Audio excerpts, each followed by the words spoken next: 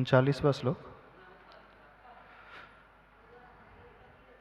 भिन्नेभ कुम्भगलदोज्ज्वलशोणिताक्त मुक्ताफलप्रकरभूषितभूमिभागः बद्धक्रमः क्रमगतं हरिणाधिपोऽपि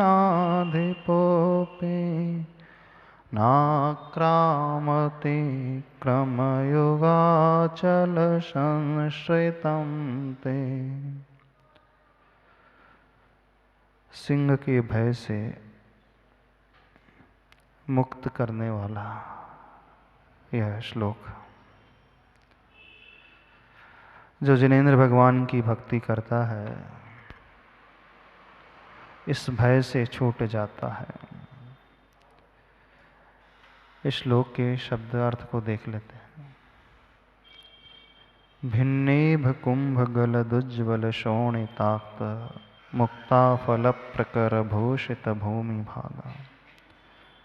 भिन्न इभ यानी विदारित किया हुआ जो हाथी होता है, सिंह के आक्रमण से जो घायल हाथी है, उसके कपोल से गलने वाला झरने वाला उज्ज्वल व शोणित यानी खून मुक्ताफल की प्रकर भूषित आभा को लिए हुए भूमि भाग पर पड़ रहा है।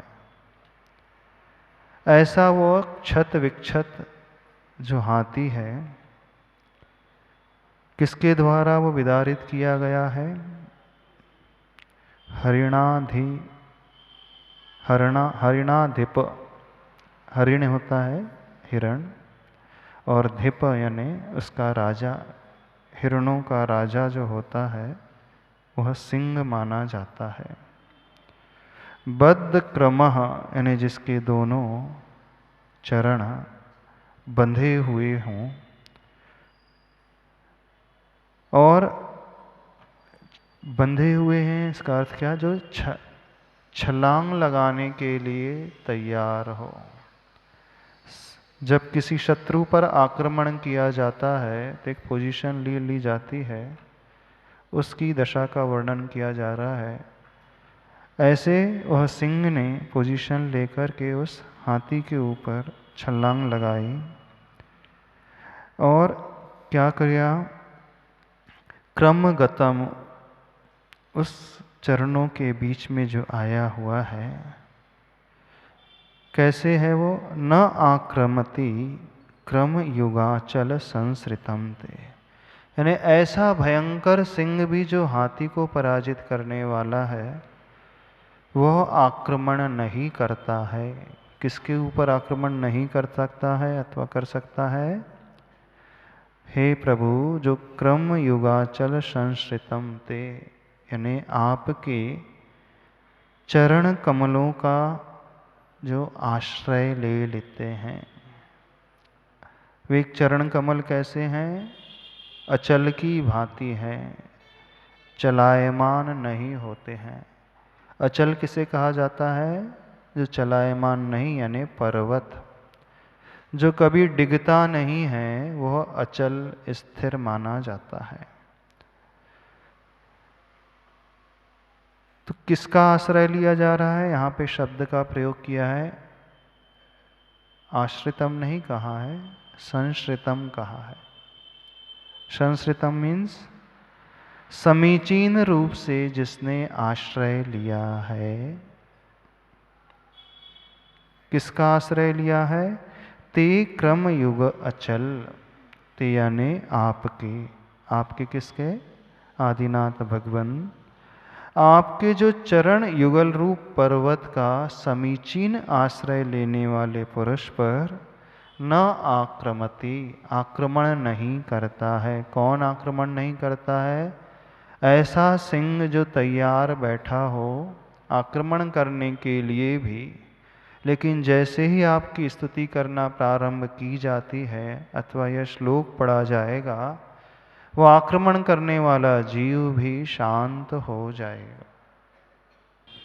फंस गए हो, और वह सामने ऐसा क्रुद्ध सिंह तैयार बैठा हो और अचानक व्यक्ति ये पढ़ने लगे श्लोक, तो कहा जा रहा है कि वह सिंह भी उस वैर भाव को भूल जाएगा, आक्रमण नहीं करेगा और शांत स्वभाव में आ जाएगा।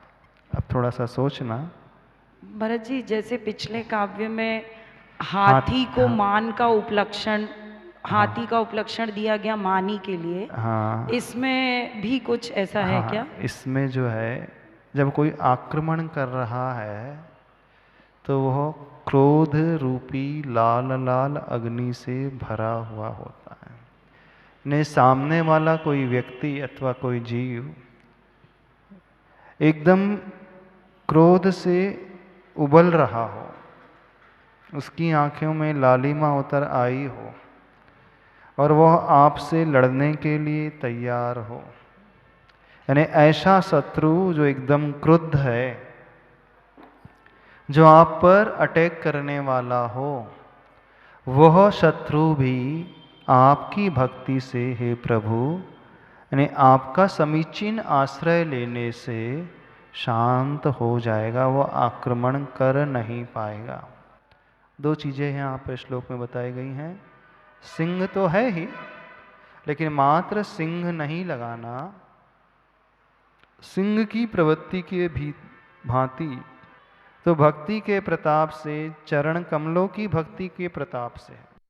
दो चीजें हैं, एक तो उस व्यक्ति की विशेषता, उस शत्रु की विशेषता सिंह के रूप में बताई जा रही है, और दूसरा जो बचने वाला व्यक्ति है, वो भक्त है, उसकी विशेषता बताई जा रही है। और तीसरी चीज यहाँ पे बताई जा रही है, किसका आश्रय लेना। तीन चीजें साथ चल रही हैं, एक सामने वाला शत्रु, दूसरा जो डरा हुआ है वो व्यक्ति, तीसरा जिसका आश्रय लिया जा रहा है, जिसके आश्रय के प्रताप से उसका उपसर्ग दूर हो रहा है। तो कैसी स्थिति बन रही है? सामने वो व्यक्ति है, आपके ऊपर आक्रमण हो रहा है और आप संश्रितम आश्रय ले रहे हैं समीचीन, किनका? आदिनाथ भगवान की चरण कमलों का। कैसे वे चरण कमल हैं? तो आदिनाथ भगवान के चरण कमलों की विशेषता समझना, क्या क्या चल रहा है इसमें। अब जो आश्रय ले रहा है वो भक्त, उसकी विशेषता, और तीसरा शत्रु की विशेषता। तीनों एक्सट्रीम पोजीशन वाले हैं, क्योंकि इस श्लोक से पूरा अर्थ निकल रहा है। देख लें, आश्रय लेने वाला व्यक्ति कैसा होना चाहिए, उसकी भक्ति कैसी होना चाहिए, कहां से निकलता है? संश्रितम। इस विशेषण से फल निकल रहा है कि जो भक्ति करने वाला व्यक्ति है वो समीचीन रूप से जब तक आपका आश्रय नहीं लेगा। दूसरी विशेषता निकल रही है चरण कमलों की। कैसे हैं वे चरण कमल? अचल, पर्वत की भांति डिगने वाले नहीं। तीसरी विशेषता उस शत्रु की विशेषता जो आक्रमण करने वाला है, जैसे सिंह बद्ध क्रमः, छलांग लगाने के लिए जो तैयार हो, ऐसा सिंह अथवा उस जैसी वृत्ति वाला कोई जीव विशेष, इतना क्रूर परिणामी। समझ में आ रही बात? अंदर से ऐसे भावों से भरा हुआ है। क्रूर परिणामी मतलब परम कृष्ण लेश्या के भांति। लेकिन जो अटैक कर रहा है, जब सिंह उस पर अटैक करता है, उस हाथी पर, तो शुभ लेश्या में तो रहता नहीं होगा। शुक्ल लेश्या में थोड़ी अटैक किया जा सकता है, आक्रमण तो किया जा नहीं सकता। पीत पद्म शुक्ल लेश्या में तो दया के भाव, बचाने के भाव होते हैं। तो जब भी अटैक किया जाएगा नियम से अशुभ लेश्या में, झगड़ा तभी होता है जब व्यक्ति की अशुभ लेश्या होती है। लड़ाई कब होती है? शुभ लेश्या में लड़ाई होती कभी नहीं होती। एक होती है सामान्य लड़ाई, तो वो कापोत आदि लेश्या, लेकिन एक होती विशेष लड़ाई, विशेष आक्रमण, उसमें वो कृष्ण लेश्या होगी, तभी इस प्रकार की क्रुद्धता प्रकट होगी। तभी इस प्रकार के हाव भाव उस जीव के बनेंगे। तो यहाँ पर जो हाव भाव प्रदर्शित किए जा रहे हैं उस शत्रु के, सामान्य हाव भाव नहीं है, विशेष हाव भाव, यानी कृष्ण लेस्या के प्रतीक स्वरूप। वो मरने मारने पर उतारू है। तो तीनों ही की विशेषता बताई जा रही है।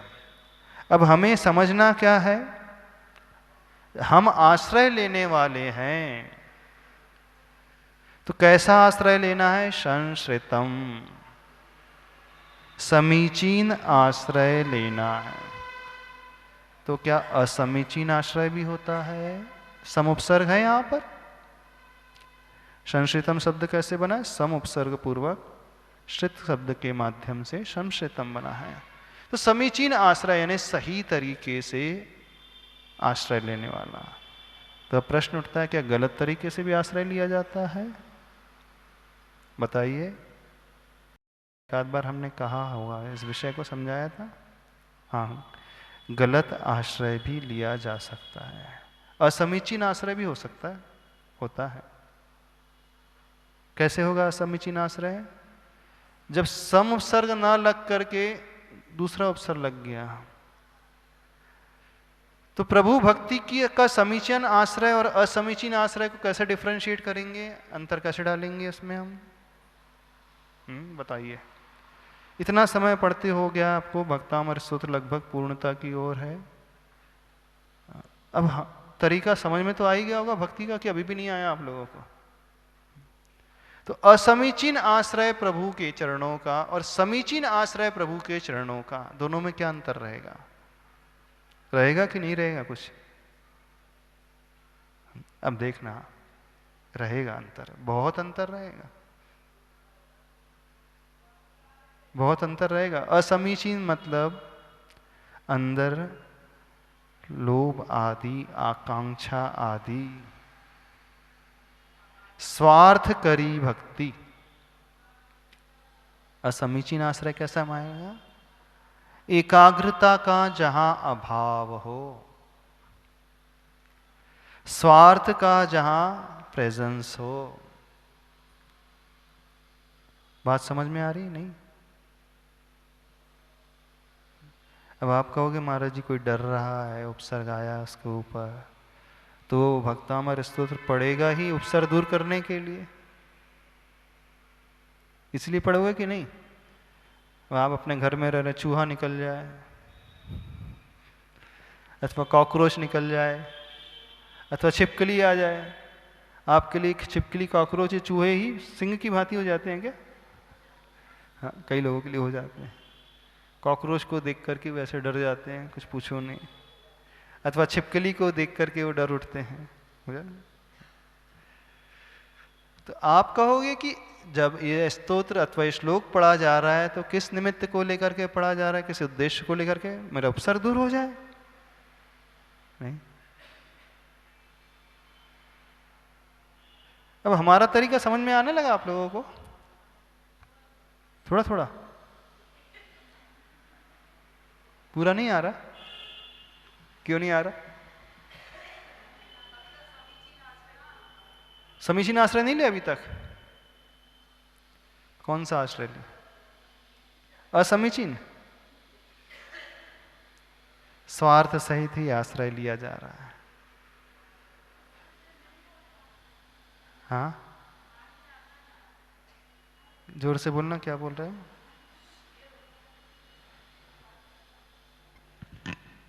बिना स्वार्थ के कुछ किया ही नहीं जाता महाराज जी, हर चीज स्वार्थ से ही होता है। बिना स्वार्थ के भक्ति नहीं होती?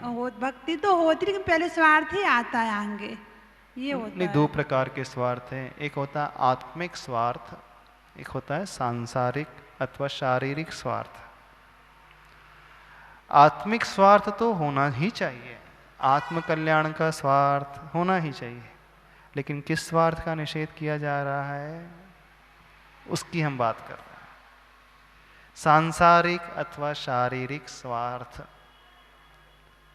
हाँ, अब संस्कार ऐसे हैं कि आत्मिक स्वार्थ की ओर दृष्टि नहीं जाती है। जाती नहीं? जाती है ना? कमजोरी है, सबकी कमजोरी है, फिर भी लाभ तो मिलेगा, ऐसा नहीं करना, नहीं मानना कि नहीं मिलेगा, मिलेगा, लेकिन उतना नहीं मिलेगा जितना मिलना चाहिए। तो हम प्रभु के भक्त हैं तो संसृतम मैंने समीचीन आश्रय लेना सीखे, समर्पित भाव से पूरी भक्ति करना सीखे। करे तो सही, पूर्ण उन्हें मान करके, पूर्ण विश्वास के साथ हो जाएगी। इतने समय में इतना तो सीख ही गए होंगे। हाँ, संस्कार को बदलना आसान नहीं होता है। जब संस्कार अनादिकाल के हैं, बहुत वर्षों के, बहुत भवों के हैं, तो इतने दिनों के सुनने के पश्चात एकदम से बदल जाए, हम भी गारंटी नहीं ले सकते, नहीं ले सकते। अच्छा, कितना % अंतर आ रहा है आपके संस्कार? क्या होता है ना कि थोड़ा कुछ अच्छा हो जाता है तो फिर दृढ़ता बढ़ जाती है ना, तो उसमें फिर होता है कि अपन आत्मीयता से करने लगते हैं वो काम। फिर एक बार अपन को कुछ अपन ने स्वार्थ से किया तो उसमें अपना वो सही हो गया, तो फिर उसमें अपन सोचते हैं कि अपनी दृढ़ता आ जाती है, वो अंदर से उसको फिर बहुत भावपूर्ण करने लगते हैं, फिर ऐसा हो जाता है फिर। लेकिन शुरू में तो स्वार्थ आता ही है सामने, स्वार्थ के बिना तो फिर नहीं होती वो भक्ति अपनी पूरी हो जाती है। तो जिंदगी में शुरुआत कब तक रहती है, हम ये जानना चाहते हैं। ऐसा होता है। शुरुआत पहली कक्षा में, नर्सरी में, KG1, KG2, first, second, third में कब तक रहता है? शुरुआत में लगता है थोड़ा, उसके बाद तो ऐसा लगता है बहुत विश्वास। नर्सरी को शुरुआत मान ले, KG1 को मान ले, KG2 को मान ले, क्लास 1 को मान ले, क्लास 2, कहाँ तक मानने शुरुआत? एक बार लगता है, उसके बाद तो फिर कहाँ तक? 3 साल शुरुआती मान ले। 3 साल के बाद फिर अपने आप फिर तो अपनी उम्र कितनी हो चुकी है भक्ति करते करते? उस समय नहीं था ज्ञान, अब ज्ञान आ गया, अब सीख गए, अब समझ गए, तो अब लग रहा है कि हाँ ऐसा होता है। फिर 3 साल लगेंगे ना, जब 3 चतुर्मास करेंगे तब समझ में आएगा। आपके पढ़ाने के बाद, इसके पहले नहीं था इतना विश्वास से ऐसा। संस्कृतम असंस्कृतम ना हो, ऐसा हमारा समर्पण हो, ऐसा हमारा भाव हो। ज़्यादा इसमें नहीं बोलेंगे कि हम पहले इस टॉपिक को लेकर के बोल चुके हैं। दूसरा है यहाँ पर जो है क्रम युगाचल, यानी प्रभु के चरण जो हैं वो उस पर्वत की भांति हैं, अडिग रहते हैं।